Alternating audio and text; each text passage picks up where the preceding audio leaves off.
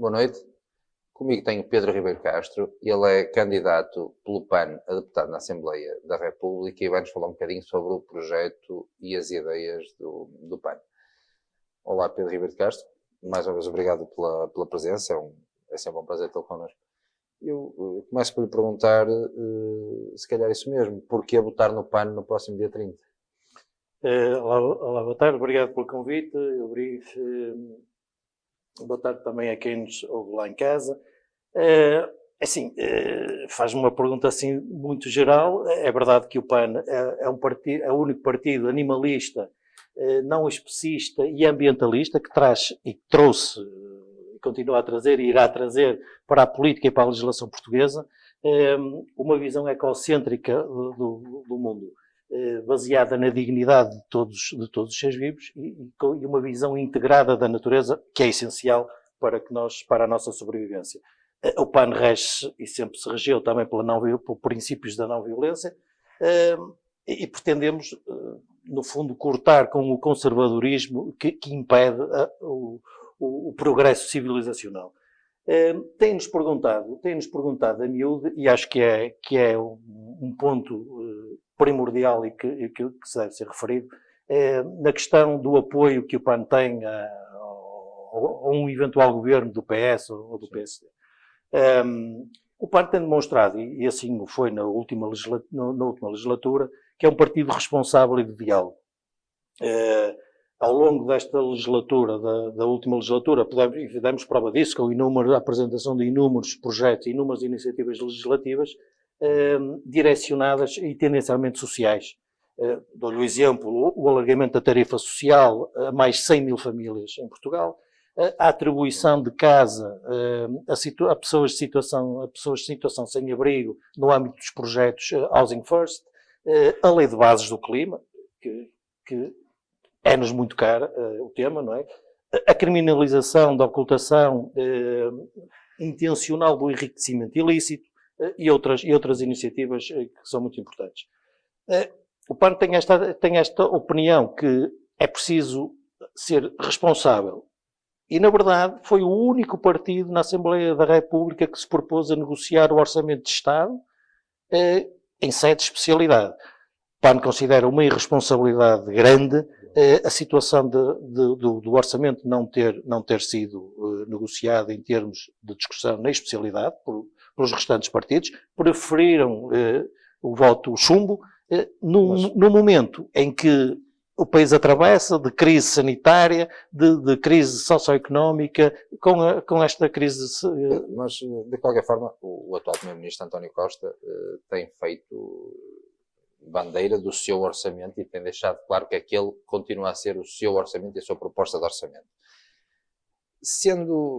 Fazendo fé nas sondagens, sendo quase um dado adquirido, vamos continuar a ter uma maioria de esquerda, se quisermos chamar, tendo o PAN incluído, poderemos ter depois aqui quase uma pescada de rabo da boca usando a linguagem do povo, porque este orçamento não passou antes, não passará depois. Né? Aparentemente há alguma irredutibilidade do atual Primeiro-Ministro em negociá-lo. Isto não pode gerar aqui um impasse complicado? Óbvio que sim. Até pelo que disse, só o PAN é que mostrou a abertura para discutir mais à frente. Sim, óbvio que sim, e esta situação pode-se repetir, não é? Por isso, faz parte, inclusive o Dr. Rui Rio disse isso num determinado debate, que acho que até foi com a nossa porta-voz Inês Sousa Real, em que disse que se congratulava a atitude do PAN, porque o PAN era um partido que demonstrava diálogo e estava aberto à negociação. Por isso, presume-se das palavras do Dr. Rui Rio que assim ele será. Por isso, penso eu que num próximo orçamento, e se for o PS a ganhar estas próximas eleições, que terá que haver obrigatoriamente um consenso parlamentar. Não vamos andar com... Ao contrário, vamos andar com Espanha com eleições. E eu acho que o interesse nacional está bem mais acima do que o interesse partidário, e que é isso que tem vindo a ser demonstrado, que há determinados partidos que estão mais preocupados com o partido e com a sua vivência política do que o interesse nacional. Pedro, o PAN é um partido animalista. E o nome PAN vem de pessoas, animais, natureza. Com toda a crise pandémica que estamos a viver, que ainda não acabou, é mais é mais difícil fazer, se calhar, fazer valer as ideias do PAN e negociar algumas ideias do PAN. Porque, no fundo, a questão dos animais não se torna, não fica aos olhos de muitos como uma questão secundária, tendo as pessoas problemáticas tão complicadas atualmente. Eu não estou a dizer que é uma questão secundária, estou a perguntar se não é vista como uma questão secundária. Poderá tendencialmente... Isso não torna o vosso trabalho mais difícil. Sim, tendencialmente até poderá ser assim. O que o PAN pugna é que haja, exatamente como eu disse, que hoje, assim, o planeta e a nossa sobrevivência assim o exige. É preciso termos uma visão ecocêntrica, baseada em tal e qual, na dignidade de todos os seres vivos. Nas pessoas, nos animais e depois também a natureza, porque nós não vivemos sem ela. É um facto. Por isso é que o PAN, também uma das propostas que o PAN apresenta no seu programa, é o Ministério da Economia e das Alterações Climáticas. Porque este paradigma económico que nós vivemos tem que ser ultrapassado. Ou seja, a economia tem que funcionar sobre o telhado das alterações climáticas. E isto, quer queiramos, quer não queiramos, é uma situação que está em cima da mesa e que vamos viver com elas. Ainda mais Portugal. Todos os dias temos exemplos disso. Ainda mais Portugal, porque Portugal vai ser um dos países mais afetados com os recursos hídricos, não é? Hoje ainda, esta semana, vieram os agricultores já queixarem-se com falta de água, e isto é uma realidade. E que, por isso, não adianta estarmos aqui a falar com os PIBs habituais e com os crescimentos económicos habituais, sem ter uma visão mais circular da economia, sem ter preocupações ambientais, sem ter preocupações com a biodiversidade e o ambiente. A própria subida dos oceanos num país à beira-mar plantado pode-nos retirar muito território. É claro, é evidente. Isso é outro dos problemas, e não me parece que com políticas que têm vindo, aliás o PSD é uma das coisas que fala, que é a eucaliptização da floresta, mais uma vez estamos a fazer, é um contraciclo, quer dizer, nós hoje sabemos que a floresta tem que ser votada a uma nova gestão produtiva e que não é com árvores de crescimento rápido, como diz o Dr. Rui Rio, que vamos dar a possibilidade aos particulares rentabilizar os seus terrenos.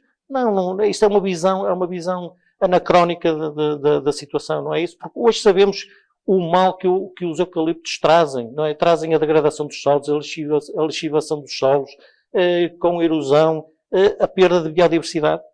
Isto está tudo relacionado. Por isso nós temos que ter um novo paradigma e enfrentar as coisas de outra maneira, com outra visão.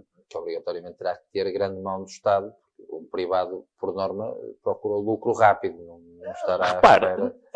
Está-me a falar, claro que aqui há questões fulcrais e estruturais, tipo o emprego. Mas a empregabilidade também se consegue ao nível da economia verde.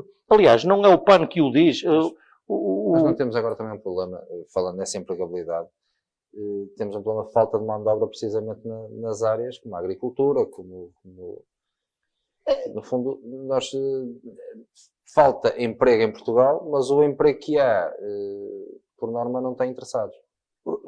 Mas isso é um problema que já vem há muito... Possivelmente a necessidade da própria imigração. Isso é um problema que já vem há muito tempo. Por isso, o PAN fala sempre na requalificação de atividades que têm que ser requalificadas. A agricultura, uma delas.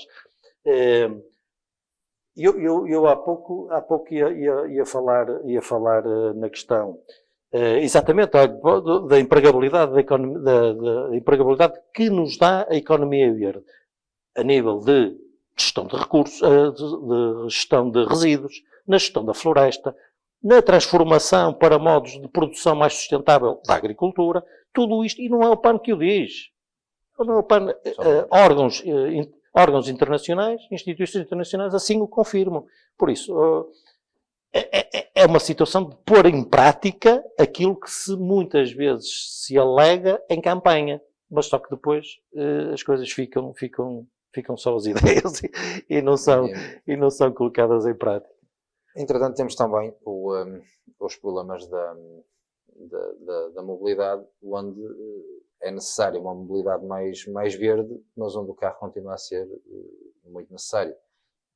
Como é que tem visto a forma como estamos a fazer esta alteração, aos poucos, e no seu ponto de vista, em que áreas deveríamos apostar para melhorar a mobilidade aos portugueses e, ao mesmo tempo, para tentarmos melhorar o ambiente? A questão da mobilidade, obviamente, que é muito importante, até para a descarbonização, e por isso, o que nós precisamos, efetivamente, é uma aposta séria na ferrovia também. A ferrovia tem sido descurada até então e terá que ser redescoberta, apostar forte na ferrovia. As capitais de distrito têm que estar com ligações rápidas entre si, e maiormente também outras localidades do interior. Nós hoje continuamos a ver uma grande aposta no transporte aéreo. A nosso ver, claro que não vai deixar de haver transporte aéreo, mas terá que ser taxado com taxas de carbono. As taxas de carbono têm que ser aplicadas às indústrias e aos transportes poluentes, maiormente à aérea, ao transporte aéreo, ao transporte marítimo. Tem que ser. E esse dinheiro tem que ser canalizado para o rendimento das famílias. É obrigatório que assim o seja. Há dinheiro, como se costuma dizer, há dinheiro e ele está a ser mal gerido e mal usado. O PRR é uma oportunidade para colocarmos um rumo a muitas destas situações. Claro que é, mas ficou também aquém. Há um investimento, ou seja, o dinheiro que vem pelo PRR a nível para mitigação e adaptação às alterações climáticas anda a rondar os 38%, como disse o António Costa. No entanto, há países como a Dinamarca e a Bélgica que aplicaram às alterações climáticas 90% e 60%. Por isso, ficou muito aquém das expectativas criadas com esse dinheiro. São bem urgentes e acaba por o dinheiro ser pouco para tanta necessidade. Certo, mas aí, por isso é que eu há pouco falei uma economia sob um telhado das alterações climáticas. Nós não podemos esquecer as alterações climáticas porque elas estão aí. Por isso, estarmos a desenvolver uma economia a curto prazo está errado, não pode ser. Nós temos de estar a criar uma economia a médio e a longo prazo. Porque é para aí que caminhamos, não? Mas com tanta solução imediata que é preciso encontrar, como é que se consegue mas esse repare tempo que há para dinheiro, pensar a médio prazo? Há dinheiro. As famigeradas e já muito faladas nesta campanha das borlas fiscais, todos os anos são isentos de fiscalidade grandes empresas poluidoras. A Galp, a EDP e outras empresas. São 500 milhões de euros ao ano. Ou seja, esse dinheiro não é taxar, porque depois vem dizer que o PAN é o partido das proibições e das taxas. Não é taxar, é acabar com as isenções. É acabar com as isenções. E esse dinheiro são 500 milhões ao ano que poderiam perfeitamente auxiliar e dar cabimento, por exemplo, à redução de IRS nas famílias, que o PAN fala no desdobramento do terceiro e sexto escalão. Mas não irá depois à volta... Que irá custar 268 milhões de euros. Quer dizer... Mas esse custo não irá depois à volta ter às famílias outra vez, porque estas empresas, em teoria, perdendo a isenção, vão ser presos.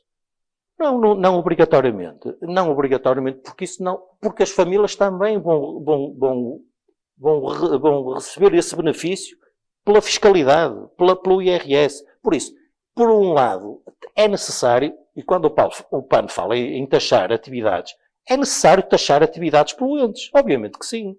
E acabar com as borlas, por um lado, e taxar, nomeadamente em questões de saúde.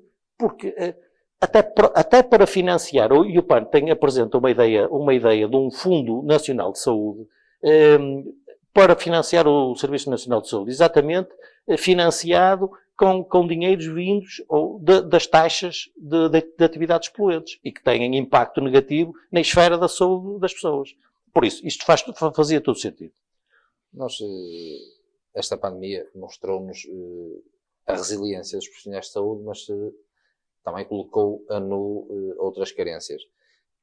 O que é que está a faltar na saúde? É simplesmente a questão do investimento ou falta também uma nova mentalidade?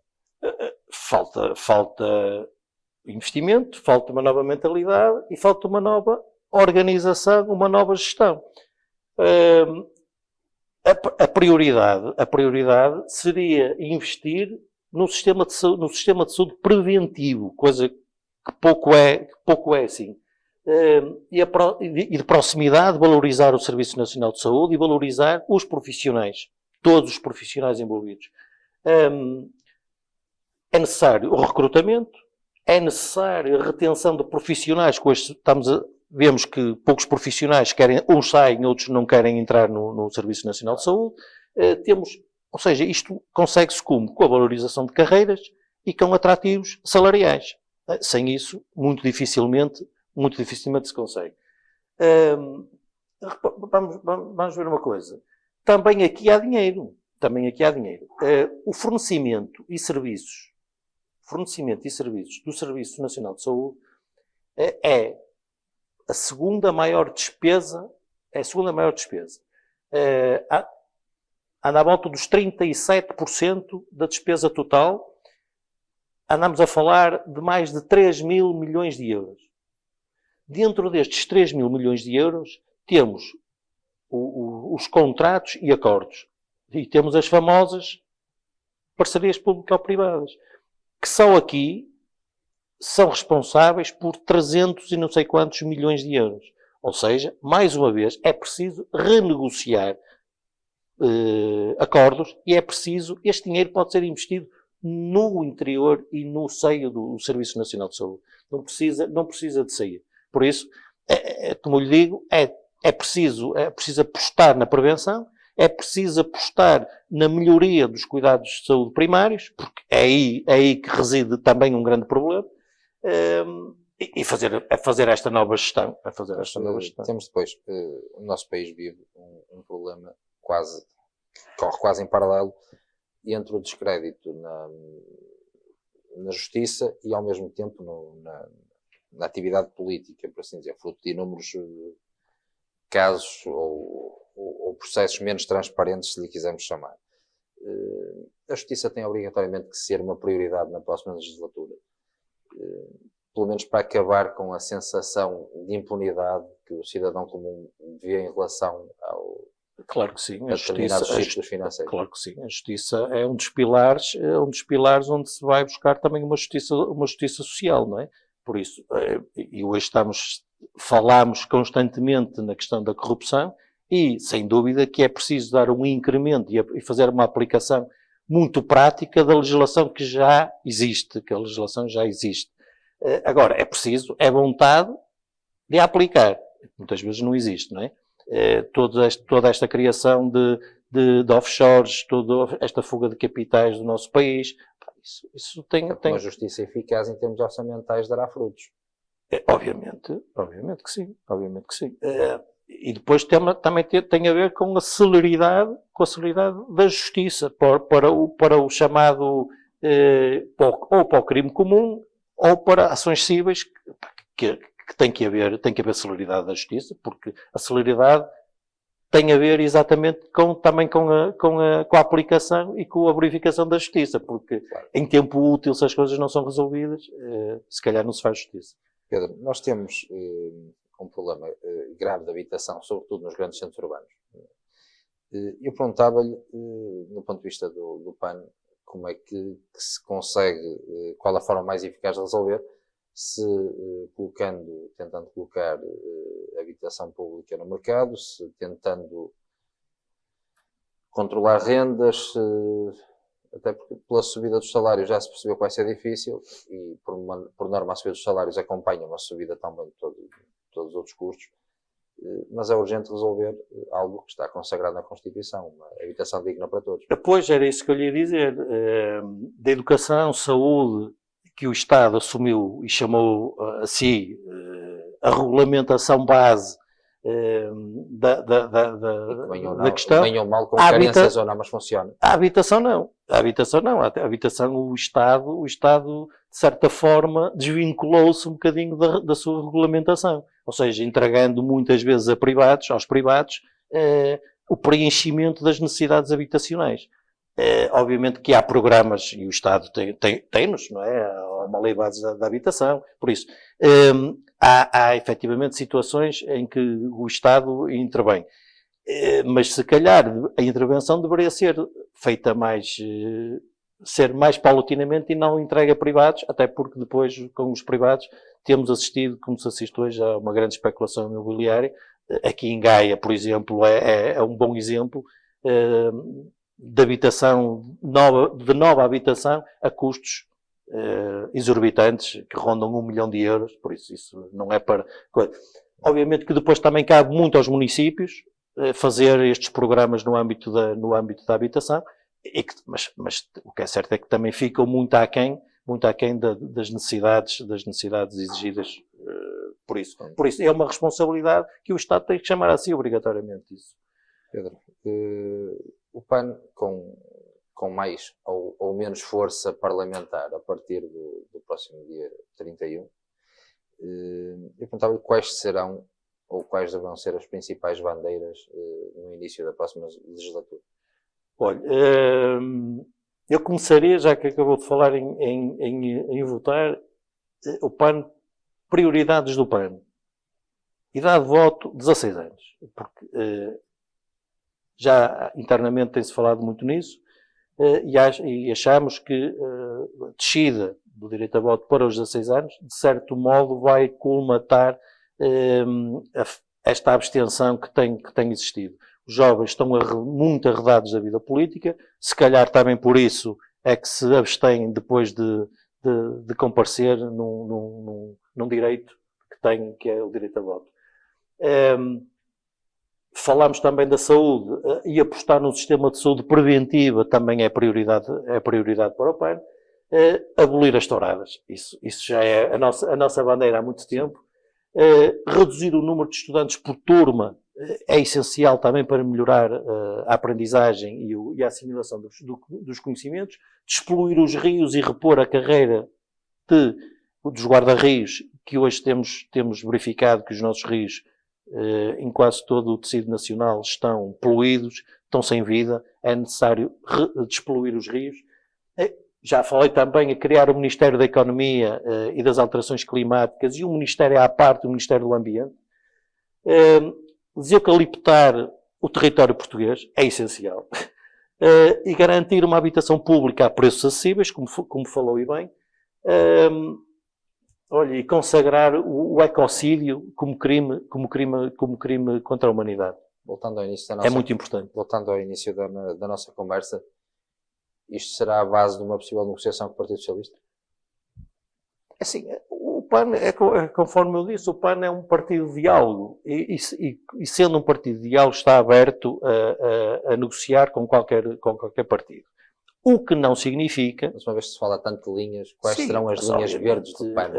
As linhas verdes do PAN são todas é todo o ideário que se aproxime do nosso. Ou seja, não é o PAN que se vai aproximar do ideário dos outros partidos. Os outros partidos é que se têm aproximado do ideário do PAN. Por isso, partidos que não vejam, que não tenham no seu ideário os princípios basilares que o PAN defende, maiormente aquilo que eu já lhe falei, uma descarbonização, prioridade às alterações climáticas, falou nos direitos dos animais, importantíssimo para o PAN, abolir com as touradas, importantíssimo para o PAN, a habitação certa e um plano urgente para as pessoas sem abrigo, a questão da violência de género é essencial para o PAN, igualdade de género igualmente. Há muitas bandeiras vermelhas, por isso são essas bandeiras que o PAN exige, que os outros partidos... O PAN é um partido progressista.